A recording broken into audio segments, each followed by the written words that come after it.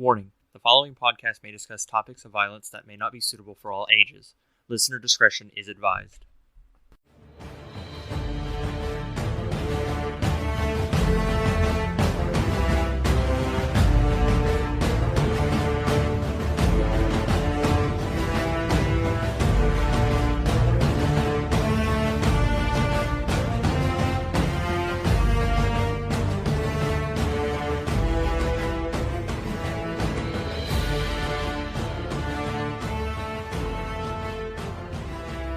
Hello, and welcome back to Above and Beyond. As always, I'm your host, Philip Kesterson, and before we get into tonight's episode, I would just like to say that today is my birthday, but all I'm going to ask from you guys is that you share the show, tell your friends, tell your family, tell your dog, tell your cat. Any listener is a listener, and it supports the show, it supports me, it keeps the lights on here, so yeah, thank you for that. So now we're just going to get into it. Tonight's episode is going to be a couple of firsts for us here at Above and Beyond. For starters, this is going to be the first non-American we're going to cover, and it's also going to be the first female that we cover on the episode, but it will not be the last. Tonight we are talking about Lyudmila Pavlichenko. What do you mean you don't know who that is? Oh, okay, well, you've come to the right place, because I'm going to tell you everything you need to know about this badass. So Pavlichenko was born on July 12, 1916, in what is now the Ukraine part of Russia. She was born in Kiev. While living in Kiev, she was a very competitive child. At school, she was in all kinds of extracurricular activities. She's very tomboyish. She was into wrestling, she was into fighting, shooting, all kinds of stuff. And when she was about 14, she enrolled in the United Society of Assistance to Defense and Aviation Chemical Construction of the USSR. Try to say that one 10 times fast, bet you won't. But basically, the goal of this was to prepare troops in reserve for combat roles. You could join it at the age of 14, which in 1932 is exactly what she did. And in it, it included training in tactics, topography, and armament, along with shooting, fighting, stuff like that. While in this organization, she actually became an amateur sharpshooter and successfully acquired a marksman certificate and her Voroshilov sharpshooter badge, which was introduced in 1932, the year that she joined. She was one of the first to receive this, and what it is it's given to those who prove themselves in training and shooting. The Soviet Union prided themselves in soldiers, as most countries do today, and they did back then, but they really prided themselves in sharpshooters. And what she was at the time was an incredible sharpshooter. And even just being at 14 years old, she was already out shooting people that were 2 to 3 times her age. It was incredible how in her teens she was able to shoot this well. In 1937, she attended Kiev University, and she studied to become a history teacher and a scholar. And even while at this school, at the university, she kept up her competitive nature. She became a sprinter and a pole vaulter while here, and she also enlisted in a military-style sniper school for about 6 months. That was by the Red Army, and the Red Army, of course, is what the Russian Army called themselves at the outbreak of World War II. Now, in 1939, when World War II broke out, Russia was in a non-aggression pact with Germany at the time. But before we get into really what Pavlichenko did and what happened during World War II, we need to rewind a little bit. We need to rewind back 20 years to the end of World War I to kind of set the stage for how things led up to why she became a sniper, what the Red Army was, stuff like that. So we're going to go back to World War I for a second. And of course, if you listen to last episode, the one on Charles Whittlesey, you'll know that I did already go into detail about how World War I broke out and who the main players were. This time I'm going to focus just on the Russian aspect of it, what they did, what led to their eventual pullout. So after Austria-Hungary declared war on Serbia on July 28, 1914, about a month after the assassination, of course, of Archduke Franz Ferdinand, Russia contacted Vienna, which Vienna is the capital of Austria-Hungary at the time. They contacted Vienna and they said, do not attack Serbia. They essentially told Austria-Hungary that if they mobilized against Serbia, that the Russian military was going to have to take action. This was, of course, because Russia was allied with Serbia and kind of saw Serbia as a protected region under the Russian Empire. Austria-Hungary invaded Serbia anyways, so Russia mobilized a lot of their troops on the border. When they do this, this scared Austria-Hungary's main ally, who was Germany. So basically what Germany does is they send a message to Russia telling them to demilitarize, and they get left on red. Russia sees the message, and for whatever reason, they're like, I'm going to ignore this. I don't care who you are, Germany. I'm doing it anyways. So they continued to mobilize. This caused Germany to officially declare war on Russia on July 31st, 1914. And then, of course, as we all know, following the outdated war plan called the Schlieffen Plan, which I went a little into detail with last episode, they ignore Russia and they focus just on France, which causes them to invade neutral Belgium. To give you kind of a oversimplified version of a simplified concept, I'm going to set a scenario for you to imagine in your head. So imagine all the European countries are sitting in a bar in June 1914, and Serbia accidentally bumps into Austria-Hungary, and Austria-Hungary shoves Serbia back. Well, Russia, being Russia, runs up, grabs Austria-Hungary, puts a gun up to him, and says, if you touch my little brother again, I'm going to kill you. Germany, across the room, yells at Russia and says, hey, calm down, man, put the gun away. Russia just kind of side-eyes Germany and shoves Austria-Hungary back a little bit. Well, Germany walks over to Austria-Hungary, grabs him by the collar, and they shuffle off into a corner of the room.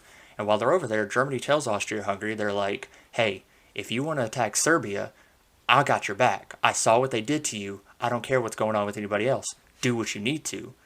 But while he's telling Austria-Hungary this, he looks over his shoulder and he sees France sitting at this table on the other side of the bar. And now France and Germany beefed back in the day. So Germany's a little offended that France is here in the first place, and he looks at him and he asks France what exactly he's looking at. Well, France, of course, looks at him, takes a long drag off of his cigarette, calmly places it in the ashtray, and says, you. Germany was completely taken aback by this. So they walk over to France's table, they look at France, they look back over their shoulder at Russia, they roll up their sleeve, and then they punch Belgium in the face, who is just sitting next to France minding their own business. And that's kind of the quick explain like I'm 5 outcome for how World War I actually started. World War I was rough for Russia. It's kind of a thing you see in World War I and World War II is that Russia really just, like I heard a quote one time, it's about World War II, not World War I, a quote one time, I can't remember who said it, but they basically said that Britain gave the time, America gave the money, and Russia gave the blood. And this is pretty much true through both World Wars. Public opinion from the beginning of the war was negative. Russia was going through a lot of their own stuff. Nicholas II was kind of ignoring a lot of issues, and most citizens didn't want the war at all, but they went through anyways. Just shortly after World War I broke out, Russia suffered a major defeat at the Battle of Tannenberg in 1914. This was about 30,000 casualties, and over 100,000 troops were captured by the Germans. But by spring of 1915, the Russians were on full retreat. They just got beaten, they were getting pushed back, and this was largely due to a cooperation that finally happened between German and Austrian troops, and their collaboration, together they pushed the Russians back. The retreat caused the civilian population to flee the areas that the Germans and the Austrians were taking, and they were looting as they were going. Crops were being destroyed because they were getting pulled up. Shops were being completely emptied out by these civilians that were trying to run away, and they were just looting what they could. They were just trying to survive. They were trying to get out. This was just scattered retreat across the Russian mainland, and these people were just trying to survive, like I said. Well, Tsar Nicholas II, he did not comprehend how bad it was.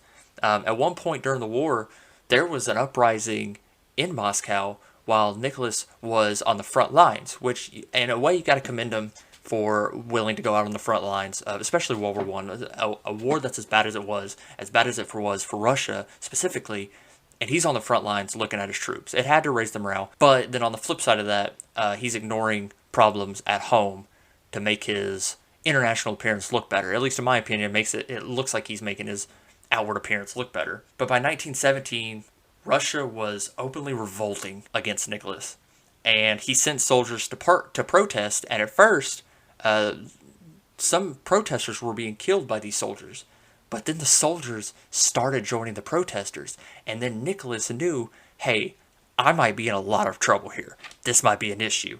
And it was.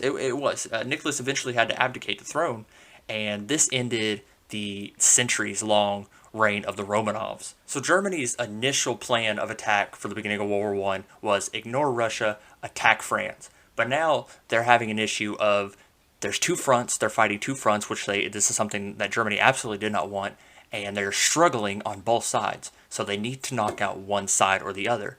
This is where they used their secret weapon. They had a secret weapon, and his name was Vladimir Lenin. Vladimir Lenin was a Russian exiled revolutionary who pushed for peace, and by July 1917, Russians were tired of war. And what the Germans did was they put Lenin on a train, sent him to Moscow, and basically gave him the instructions of get Russia out of the war. And that is exactly what he did. Following more revolutions at the end of 1917, I believe there were 2 or 3, the October and the November revolutions that happened in Russia.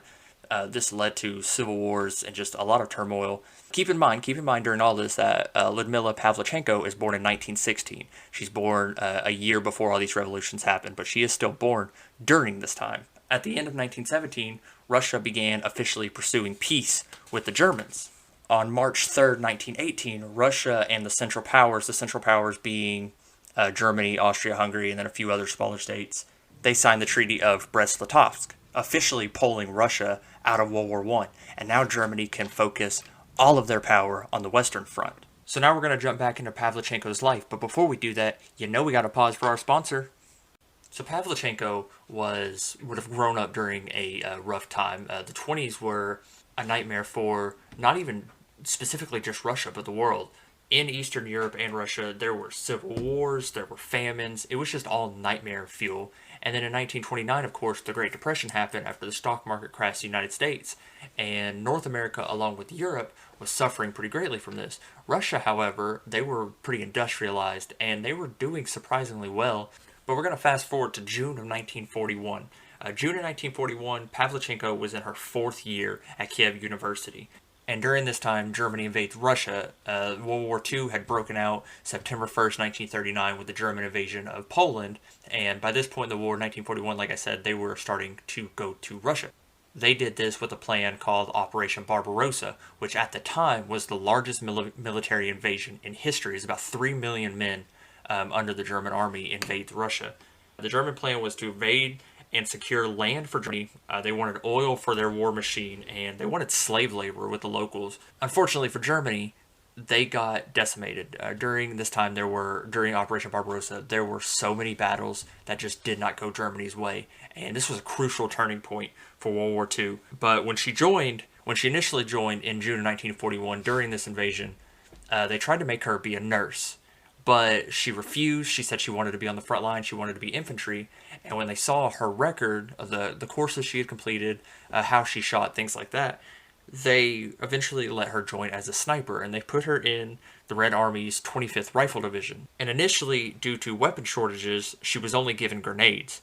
But on August 8th, 1941, this is really when her life as a Soviet sniper takes off. August 8th, 1941, she is given a Mosin-Nagant Model 1891 bolt-action rifle by a wounded comrade during the siege of Odessa. With it, she kills 2 enemies and described the event as her baptism of fire. Her fellow soldiers saw what she did, and they saw her in a whole new way. They saw her as somebody who would not hesitate, somebody who could take a life if they needed to, and this greatly helped her image in the Red Army. So she fought through the siege of Odessa. This was a part of Operation Barbarossa, as I said before. During Odessa, she got 187 kills. After her 100th kill, she was promoted to sergeant. And during this time, she met and married a fellow sniper by the name of Alexei Kretsenko. But he was unfortunately killed shortly after they were married by an artillery shell. Pavlichenko actually saw this happen. She saw him get hit by this artillery shell, and she tried to drag him off the battlefield. And unfortunately, she couldn't. He succumbed to his wounds. And this is something that haunted her for the rest of her life. I mean, she fought alongside her husband, and then she had to not only watch him get killed, or watch him get hit by a shell, but then had to watch him die in front of her eyes as she tried to save him. Like, that amount of trauma is ridiculous, especially because it's, somebody you loved, somebody you hold near and dear to you. But by October, Odessa had fallen to the Romanians, and she, along with the rest of the 25th Rifles, were redeployed to Sevastopol. And here, during the siege of Sevastopol, she trained other snipers, and together they took out around 100 additional enemies. By May of 1942, she had reached the rank of lieutenant and was cited by the Southern Army Council for killing 257 Axis soldiers. A month later in June, she is also hit by a mortar shell, but she survives.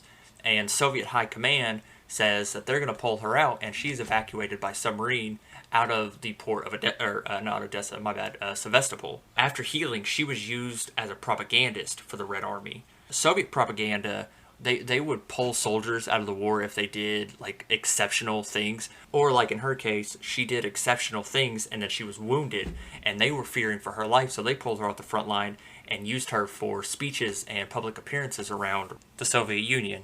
Just for the record, this isn't inherently just a Soviet thing. The Americans did it too. In 1942, when John Basilone got the Medal of Honor for what he did during the Guadalcanal campaign in the South Pacific, he was pulled and used for the same thing. And then in 1945, when the flag raisers at Iwo Jima, the surviving ones, after the battle, they were also pulled. And they were used for the same thing, to sell war bonds, propaganda pieces, just stuff like that. After she got out of the hospital and she was used for these propaganda tours, one of the first places she was actually sent was the United States. And what's cool about that is she's actually the first Soviet citizen received by a U.S. president, who at the time was Franklin Delano Roosevelt. And it's not necessarily her interactions with him that are interesting, it's her interactions with his wife, Eleanor. Eleanor Roosevelt loved this woman. Like, she loved everything that she was. She loved the example she was setting for other younger women and stuff like that. Like, she loved this woman. And they actually toured the northern and northeastern United States together as Pavlichenko was trying to, the Allies, to open up a second front during the war. So while they're touring the U.S. together, she relates her experiences to the war at dozens of events from Chicago, New York, D.C. She wasn't taken seriously by reporters at the time. They constantly called her Girl Sniper, which offended her greatly because in her eyes, she wasn't a woman, she wasn't a girl, she was just a sniper. The reporters constantly insulted her and complained, oh god, this blows my mind, they complained that she did not look feminine enough. It's ridiculous. At one point during one of their tours, Pavlichenko actually said, this is a direct quote from her, she said, quote, "One reporter even criticized the length of my skirt and my uniform, saying that American women wear shorter skirts, and besides, my uniform made me look fat." What the hell? What is that about? You know what I mean? Like, who do these reporters think they are? She was constantly asked about makeup, too, asking how she puts on makeup during the battles and stuff like that, how she keeps up her appearances. But, funnily enough, at one event, she also said, quote, "Why would I need makeup during a battle?" And her responses like this, it just blew people's minds, because America at this time had an issue with their self-image, and they were just blown away that this woman did not care what she looked like. She was just a soldier who was trained to kill. The reporters always said that she was blunt and emotionless in her answers. But if you traveled halfway across the world to have foreign reporters call you fat, say that you need to wear makeup, say that your uniforms look stupid, say that you don't look like a woman, after having to go through all these battles, seeing the things she did, having to drag her husband out of a battle only for him to die in your arms, I think blunt and emotionless is completely justified in this instance. But her speaking at these places, like I said, in New York, D.C., Chicago, when she did this, it helped a lot. Like, it gained support for the war. At one point during a speech in Chicago, she said, quote, "Gentlemen, I am 25 years old and I have killed 309 fascist invaders by now. Don't you think, gentlemen, that you have been hiding behind my back for too long?" Like, what a badass. But her saying things like this got people to enlist, got people to buy war bonds. It helped fuel the machine of warfare. After being promoted to an officer, she spent the remainder of the war training snipers. She ended up walking away when all the smoke cleared with 309 confirmed kills, including 36 Axis snipers and an unknown amount of unconfirmed kills. This solidified her place in history as the deadliest woman on a battlefield, and it earned her the nickname Lady Death, which is awesome. What Lyudmila Pavlichenko could do with the rifle was insanely remarkable. I guess you could say that this Soviet sniper was a real marksman. I'm not apologizing for that, and I'm going to try to move on to save what little bit of integrity I have left for this episode. For her actions during the war, she was given the Gold Star of the Hero of the Soviet Union and the Order of the Lenin Award twice, which is insane in and of itself. During the course of World War II, there were about 2,000 female Soviet snipers, but only around 500 of them survived the war, which is, it's sad, but when you look on the scale of things, what they did was insane. They were some of the deadliest sharpshooters in history. They were up until that point, and they are up until this current point. After the war, she went back to Kiev University and graduated with her history degree. And from 1945 to 1953, she served as a research assistant at the Soviet Navy headquarters, and later was an active member in the Soviet Committee of the Veterans of the War. Unfortunately, the things that she saw during the war, the things that she had to do, they stuck with her. She suffered severely from PTSD. It drove her to become an alcoholic, and she suffered from depression a lot. Of all the things she saw, I would without a doubt say the roughest thing was what happened with her husband. That's an unimaginable thing that no one should have to go through. And eventually, on October 10th, 1974, she actually had a stroke, and they think it is in part due to her alcoholism, but there's no real way to be sure. Her remains currently rest at the WWII cemetery in Moscow. So if you ever find yourself in Moscow, pay her a visit. But that's all I got on Lyudmila Pavlichenko. Thank you for sticking around till the end. Like I said in the last episode, we now have an email set up. If you'd like to comment on the episodes or leave a suggestion for who you think I should cover next, that email is above.beyondpodcast@gmail.com. Again, that is above.beyondpodcast@gmail.com. Or you can find us on Facebook at facebook.com/aboveandbeyond. I'm your host, Philip Kesterson, and I will see you next week on Above and Beyond.